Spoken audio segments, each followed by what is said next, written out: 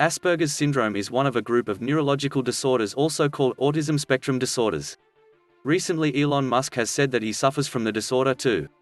Created on May 11, 2021 1800 ISTModified On May 11, 2021 1816 ISTAsperger's SyndromeAsperger's syndrome. Why in news?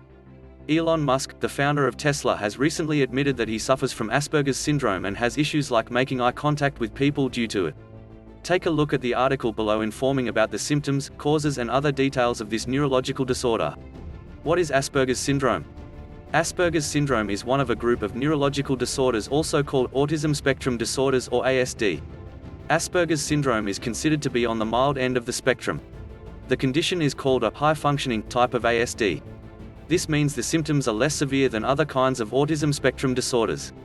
One can easily find a person with Asperger's syndrome in a crowd by noticing the following symptoms: any person having difficulty with social interaction, any person engaging in repetitive behavior, any person standing firm on what they think, any person focusing on rules, and routinesAsperger's syndrome. SymptomsChildren with as often have an obsessive focus on a narrow topic of interest. Some may develop an all-consuming interest in subjects of one-sided conversations with peers and adults. A person with Asperger's syndrome has no idea when the topic of interaction is changed, which is why she is socially less interactive. People affected are unable to read facial expressions and body language of others. It is also common for them to avoid eye contact with others while talking to them.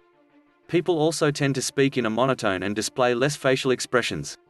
Causes of Asperger's syndrome. Nothing specific has been found out that causes Asperger's syndrome by the scientists yet. The changes in the brain due to unfound reasons are said to be the cause of symptoms of AS in patients.